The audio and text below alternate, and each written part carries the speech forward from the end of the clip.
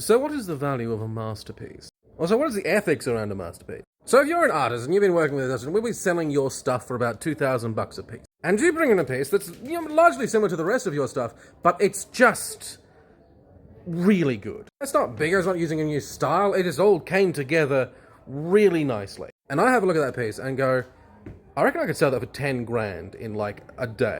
And so, though usually we've been selling it for, a fifth of that, I put it up on the wall for 10 grand and it sells. And I'm here, like, not even being like, wow, I'm such a good salesman. I'm just like, that was just a good piece. That was objectively correct. Now, here's the thing. Now, of course, none of this has any intrinsic value, right? I mean, does anything?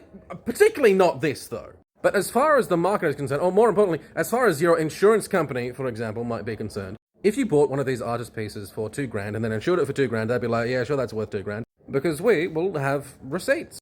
Other pieces of theirs will have sold for certain amounts, blah, blah, blah, blah, going up. Now they're sitting around 2 grand. Once you establish a precedent of something, then it kind of is worth that. However, if your house did burn down with the masterpiece inside and it was destroyed and you tried to, claim that on your insurance, they may very well give me a call up and be like, hey, you sold this to this guy for 10 grand when usually their stuff goes for 2. What's up with that? And I don't really know if yeah, it was just really good though, is gonna cut it. Depending on the kind of company they are, if they're the kind of one who likes to deny things and not pay things out and get shot, they might be like, hey, this looks sus, we're not gonna pay you the full 10 grand. Now, the fact is that the piece I have in mind, I could absolutely sell that again for probably 15 grand now. But other pieces from that artist of that time, I don't want to say weren't as good, but this was really good though. It's actually, in The Sims, there is this mechanic where if your Sims are practicing painting, they may occasionally just paint a masterpiece which is worth just 3 times more for no good reason.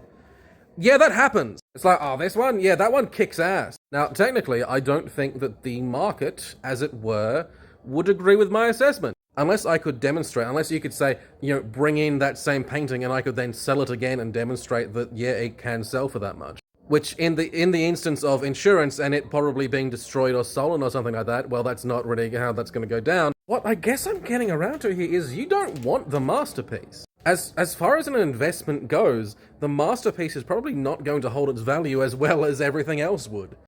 Which is weird. It's the way that this all works, basically, is you bring in art and then we gradually increase the prices as things go. And as far as the market is concerned, that makes it worth something. Me just being like, no, this one I'm going to sell for 5 times more. I mean, I'm happy, the artist is happy, the person who bought it is happy because it was gorgeous. The insurance company, less so.